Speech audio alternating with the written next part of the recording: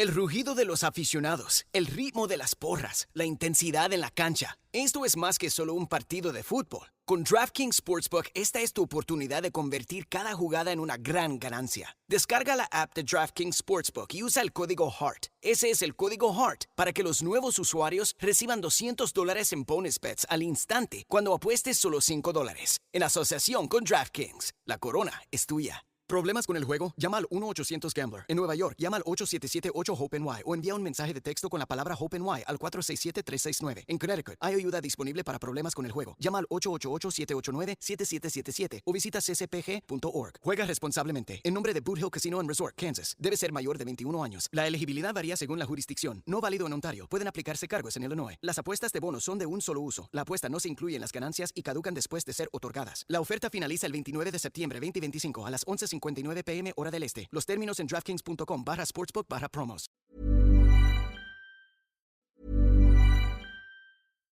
Hi, I'm Casey, host of the Casefile podcast.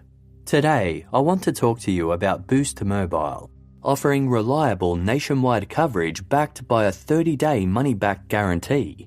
Love your service or get your money back, no questions asked. With Boost Mobile, you get nationwide coverage and fast network speeds at a fraction of the price.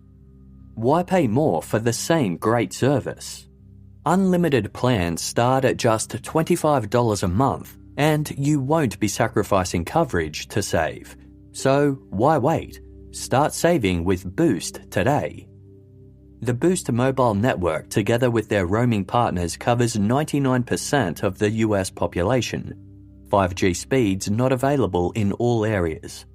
Visit your nearest Boost Mobile store or find us online at boostmobile.com. Money back guarantee. Try Boost Mobile risk-free for 30 days. If you don't like us, you get your money back. Requires port-in and auto-pay. Customers who cancel within 30 days of activation will have Boost service fees refunded. Activation fees, if applicable, and phone payments will not be refunded.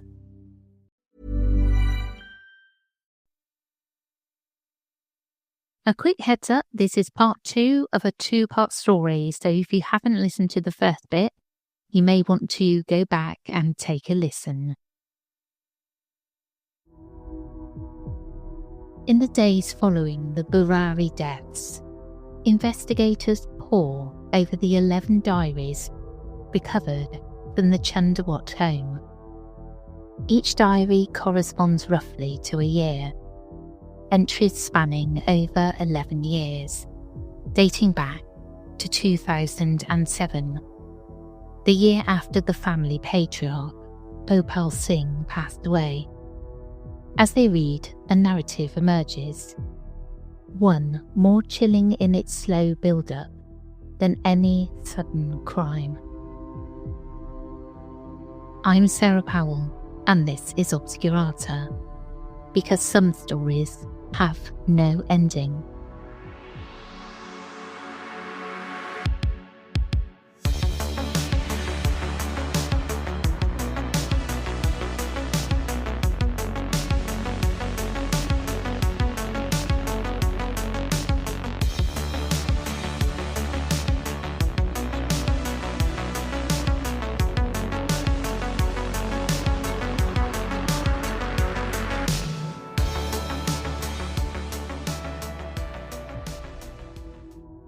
The Chundawat family's story, as constructed from these diaries and personal accounts, is one of 2 parallel lives. There is the outward life, a hard-working, loving family of 11 who had moved to Delhi about 2 decades earlier from a town in Haryana. They lived in Burari for 20 years without incident. Narayani Devi, the grandmother, was the respected matriarch. Her eldest son, Badnesh, ran a small grocery store out of the ground floor. Her younger son, Lalit, managed a plywood and furniture business. The family was financially stable, even upwardly mobile, The house was 3 stories, bustling with children, grandchildren, and hope for the future. They were educated and socially integrated. Priyanka, Pratibha's daughter, held a solid job at an IT company in Noida. Nita and Mono, Bhavnesh's daughters, were college graduates. The teenage boys, Dhruv and Shivam, were in school, bright and friendly. Every morning, the family would pray together. Every evening, they'd often gather on the balcony to chat with neighbours or have tea. They celebrated festivals enthusiastically, inviting neighbours for homemade sweets on Diwali, and spent time together like any close-knit Indian family. But there was also the inner life of the family, one that outsiders never saw, one that they recorded diligently in those notebooks. This inner life revolved increasingly around rituals, superstitions, and the guidance of the late Bhopal Singh's spirit. It all appears to have started around 2007, right after Bhopal Singh's death by natural causes. Lalit, Bhopal's younger son, took his father's passing especially hard. Lalit had already been through a lot by then. Some years earlier, he had suffered a severe trauma, an accident and an assault, some say a near-fatal incident with a robbery or a fight, that left him deeply shaken. After that incident, family members say Lalit lost his voice for a time. He became withdrawn, rarely speaking, communicating mostly through written notes on a pad. The once sociable man grew quiet and introverted. The death of his father further compounded his fragile mental state. Then something changed. According to what relatives later told police, one day in 2007, Lalit made a startling claim. The spirit of his father had begun visiting him. He said his father's soul would temporarily enter his body and speak through him. In these moments, Lalit's voice, which had been lost, would miraculously return, but it was different. Family members recounted that he would speak in a tone and manner uncannily like his late father. At first, the family was shocked and unsure what to believe. But over time these episodes continued, and Lalit began relaying instructions from beyond. The diaries contain transcripts of these instructions. They read like a mixture of a devout prayer journal and an instruction manual for life. Many entries begin with exhortations to pray regularly, to lead a virtuous life, to be humble, to confess one's mistakes. There are notes about performing certain pujas, prayers, and chanting specific hymns like the Hanuman Chalisa and Gayatri mantra 3 times a day. Indeed, the family did start following a stricter routine of collective prayer multiple times daily after 2007. Neighbours thought they had simply become more religious after the patriarch's death, not an uncommon thing. What outsiders didn't know was that the family believed they had a direct line to the patriarch, guiding these devotions. "Don't tell anyone what Papa is guiding us," one diary warns. "Outsiders will not understand. Keep the faith within the family." Another entry from years ago gently scolds a family member. "Apni galti, accept karo, accept your mistake," hinting at some internal conflict and a resolution through the father's counsel. "Good times are not far," reads a reassuring line, as if Bhopal's spirit was encouraging them through hard times. These notes portray an almost comforting fatherly presence continuing in the household, binding the family together with hope and discipline. Over the years, the family became somewhat isolated in their spiritual world. They were by no means completely cut off from society. They still had friends and jobs, but their absolute trust in these ghostly instructions meant they shared fewer of their troubles with outsiders. They didn't consult gurus or babas. In fact, one diary note mentioned the family should avoid self-styled godmen or outside spiritual influences, and relatives confirmed the Chandawats detested fraudulent gurus. To them, their guiding light was quite literally in-house. As investigators and psychologists piece this together, a picture of shared psychosis emerges, a phenomenon where a dominant person's delusion becomes collectively adopted by their close associates. If Lilat truly believed his father's spirit spoke through him, perhaps as a way to cope with trauma and loss, the rest of the family, loving and trusting as they were, gradually came to believe it too, especially since Papa's advice often sounded wise and benign at first.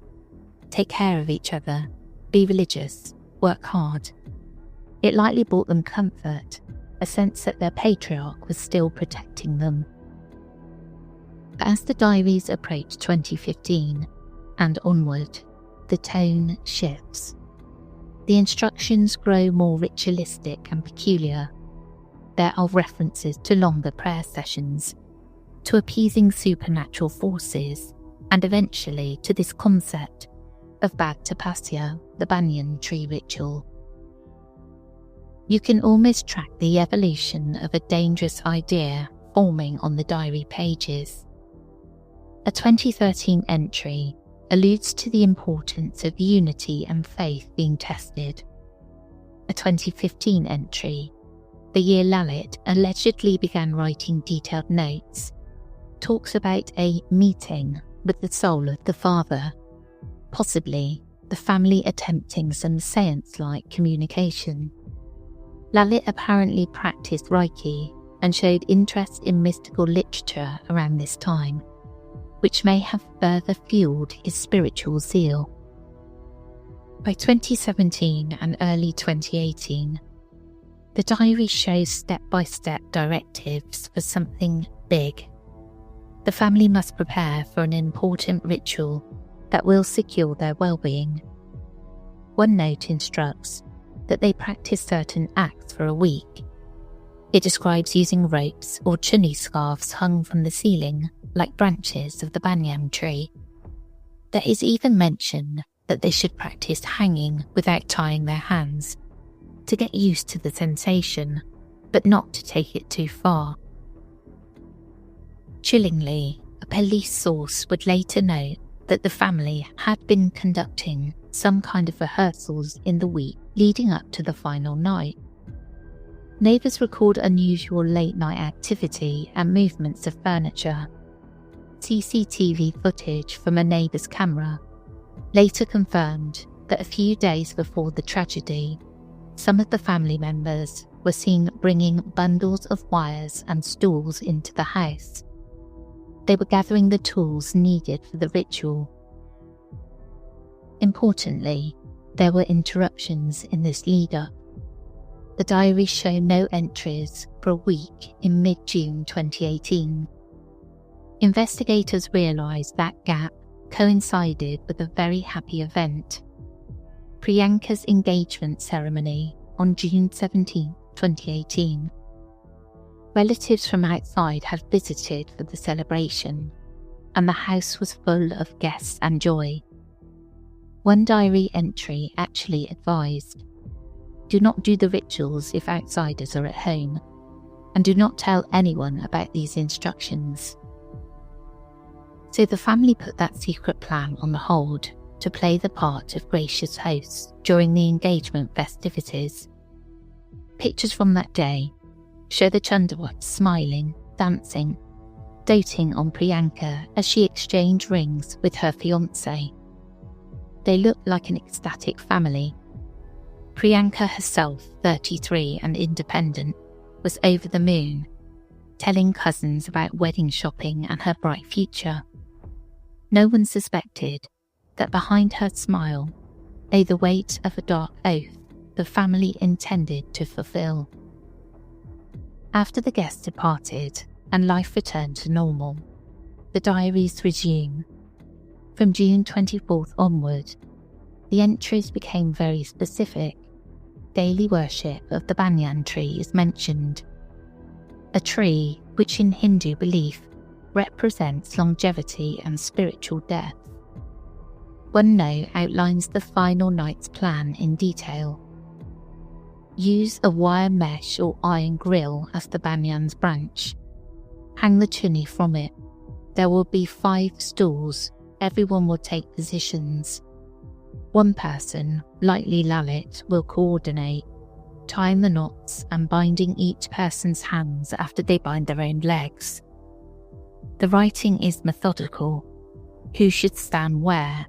How the grandmother, referred to affectionately as Bibi, cannot be left standing because of her age and must participate while lying down in the other room. It even notes, Bibi will feed everyone roti. Indeed, recall those 20 rotis ordered that night, presumably to fulfill this instruction of the mother feeding the family a last supper. Reading this, the investigators have an uncanny feeling that the family approached this night not as their end, but as a grand test of faith. They tied their own hands, with 1 or 2 possibly helping tie the last few people, and blindfolded themselves, perhaps to demonstrate ultimate devotion and trust, perhaps believing that true faith is blind. They gagged themselves, maybe as part of the ritual silence. They hung the cotton in their ears, perhaps an odd detail meant to block out distractions, or maybe to mimic an age-old superstition that cotton in ears keeps bad spirits out. It's all speculation, but the meticulousness suggests a formal ceremony. Finally, just past midnight, they stood on stools together under that iron grill in the hall. 10 nooses were placed around 10 necks. If any family member felt fear or doubt, it doesn't show in the timeline we have. Around 1 a.m, as per later forensic estimates and CCTV timing, the Chandawats stepped off their stools together. Perhaps one of them, likely Lalit, gave a signal or a final prayer. The stools toppled, the ropes pulled taut. In minutes, 11 lives were snuffed out in that house. The diaries, however, suggest the family believed this wasn't the end. The last diary entries promise that, when the colour of the water changes, I will appear and save you, indicates that they thought some miraculous intervention would occur at the very last second. Maybe they expected that Bhopal Singh's spirit, whom they revered and obeyed, would manifest and hold them up, or that divine hands would support them once they showed unquestioning devotion. Perhaps they envisioned a scenario where they black out only briefly. One note said, when the ritual is over, everyone will help each other untie. It's likely none of them fully understood the fatal danger of what they were doing, or if anyone did, they were too deep under the sway of group delusion to resist. It's possible a couple of the family members had private doubts. Priyanka, for instance, being educated and with a new life ahead, might have been conflicted. But if she was, she never voiced it outside. She participated until the end, even cheerfully discussing wedding plans hours before, as if life would go on as normal after this nightly ritual. As these revelations come out, the public reaction is a mix of sorrow, bafflement and morbid fascination. India is a country deeply rooted in spiritual beliefs, but this case becomes a flashpoint for debate. Many people ask, how could nobody in the family scream or run at the last moment? How could the mothers watch their children put nooses around their necks and still go through with it? The notion of shared madness is hard to digest. TV panels convene debates with psychologists, priests and police officers. Some experts point out that similar cases have happened around the world, referencing cult mass suicides like Jonestown or the Heaven's Gate group, but usually those involve a cult leader figure. Here, it was entirely within a family, which is rarer. The term folie à famille, a madness of an entire family, is used in some discussions.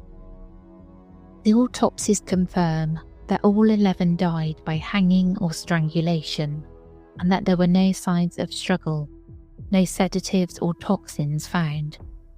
The conclusion: they died in a web of delusion of their own making. The police officially closed the case as a mass suicide driven by shared psychosis, not homicide. However, not everyone is convinced. Surviving relatives like Dinesh remain uneasy with that explanation. It's more comforting to some to blame a hypothetical murderer than to accept that their loved ones died due to an unfathomable psychological spiral. The evidence does not support an external killer. CCTV showed no outsider entering the home that night.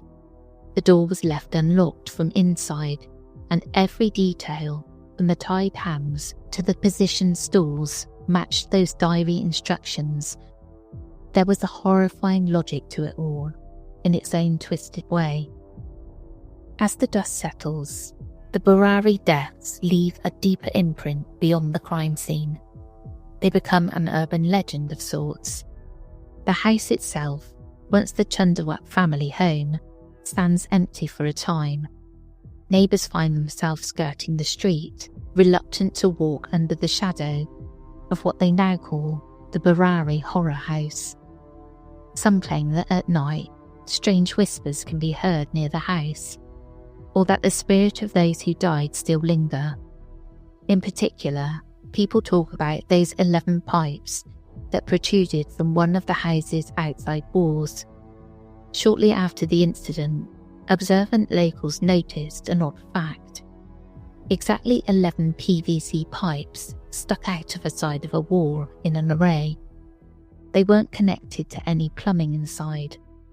The pipes were of varying lengths, some bent downwards, some straight, eerily reminiscent to superstitious minds of the 11 hanging bodies. Rumours spread like wildfire that the Chundawats had installed these pipes as conduits for spirits, or to allow the souls to breathe or escape the house. The design of the pipes, with some pointing straight and others bent, got linked in rumour to the demographics of the victims. For instance, 4 pipes were straight, allegedly representing the male members, and 7 bent for the females, or vice versa, depending on who told the tale. It was pure conjecture, of course. In reality, a carpenter who helped build the house, ironically this was one of his new tenants later, explained that the pipes were left for ventilation, especially to vent chemical fumes from the plywood business. And indeed, the police found no arcane significance to them.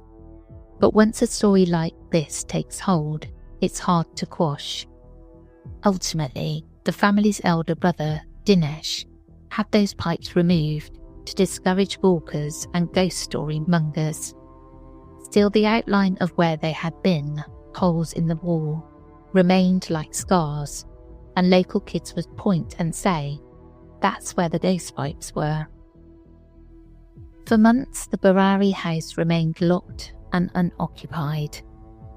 People would come by just to stare at it, as if it were a haunted house, Some neighbours reported having nightmares. A nearby cobbler famously warned a journalist, "Tie up your hair and don't go upstairs," implying that loose hair could attract spirits, a local superstition offered unsolicited to anyone curious about venturing into the house. The Burari tragedy likely unfolded at the confluence of deep-seated psychological affliction and cultural conditioning. The Chandawats weren't ignorant or unintelligent, but they were devout, and they experienced the traumatic loss of their patriarch, followed by signs, albeit self-fabricated signs, that he was still with them. Loneliness, the need for guidance, and a possibly charismatic influence of Lalit's convictions created a perfect storm. Once they set on that path, confirmation bias kicked in. Every little miracle, like Lalit regaining his voice during trances, reaffirmed that belief. Over 11 years, that belief hardened into an unshakable reality for them, to the point that an otherwise absurd ritual became, in their eyes, a sacred duty. The final act was paradoxically meant to be an act of gratitude and faith. Some notes in the diary even suggest that they were performing the ritual to thank the divine for Priyanka's upcoming marriage, as if they thought, look, after years of being stuck, possibly Priyanka has been Manglik, an astrological condition that can complicate marriage prospects, which might be why her marriage was much awaited. Our prayers are answered, so we will undertake this grand prayer in thanks. The story of the Burari deaths is not one of murder mysteries or vengeful ghosts, but rather a cautionary tale about the fragility of the human mind and how group dynamics can reinforce even the most extraordinary beliefs. It shows how the walls of a family home, which can usually safeguard love and traditions, can also insulate and amplify dangerous ideas if there's no reality check from outside. In the end, 11 lives were lost to an illusion, and that might be the most unsettling aspect of all. Not that something supernatural happened in Burari, but that nothing supernatural happened. There were no demons, no cult puppeteers, just the invisible tangle of faith, fear, and mental illness. The Chandawat family's relatives eventually held funerals for all 11 together. Hundreds of people attended, grieving and bewildered. The city mourned them without ever truly understanding them. 11 pyres were lit in a row that evening at the cremation ground, as per Hindu rites. As flames crackled and rose into the night, many said it felt as if the earth itself was trembling. It was as though that prophecy came true in a tragic, unintended way. The earth shook not because a spirit arrived, but because 11 souls had departed so suddenly, leaving an entire nation's conscience rattled.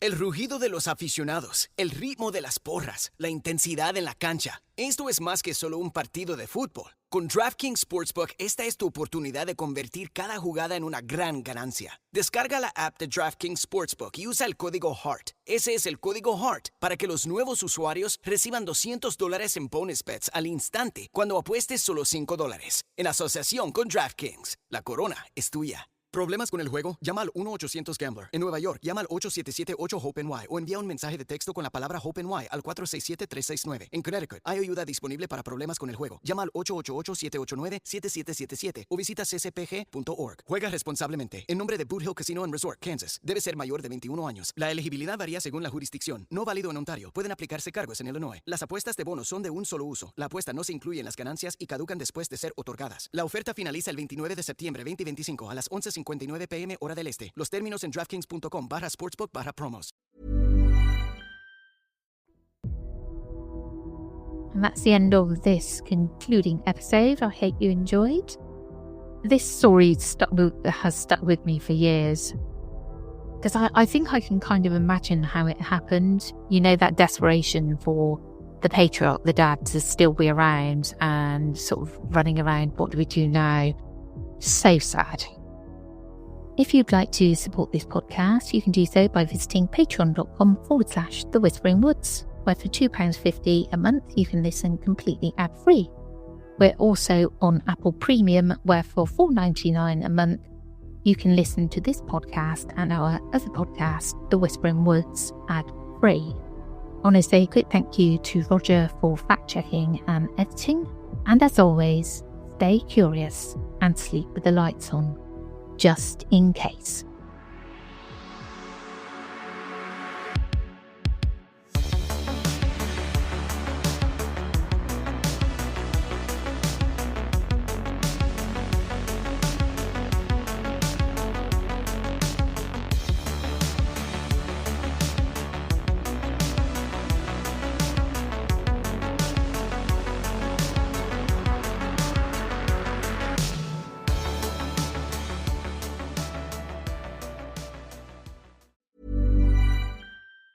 El rugido de los aficionados, el ritmo de las porras, la intensidad en la cancha. Esto es más que solo un partido de fútbol. Con DraftKings Sportsbook, esta es tu oportunidad de convertir cada jugada en una gran ganancia. Descarga la app de DraftKings Sportsbook y usa el código HEART. Ese es el código HEART para que los nuevos usuarios reciban $200 en bonus bets al instante cuando apuestes solo $5. En asociación con DraftKings, la corona es tuya. ¿Problemas con el juego? Llama al 1-800-GAMBLER. En Nueva York, llama al 877-8-HOPE-NY o envía un mensaje de texto con la palabra HOPE-NY al 467-369. En Connecticut, hay ayuda disponible para problemas con el juego. Llama al 888-789-7777 o visita ccpg.org. Juega responsablemente. En nombre de Boot Hill Casino and Resort, Kansas. Debe ser mayor de 21 años. La elegibilidad varía según la jurisdicción. No válido en Ontario. Pueden aplicarse cargos en Illinois. Las apuestas de bonos son de un solo uso. La apuesta no se incluye en las ganancias y caducan después de ser otorgadas. La oferta finaliza el 29 de septiembre 2025 a las 11:59 p.m. hora del este. Los términos en DraftKings.com/sportsbook/promos.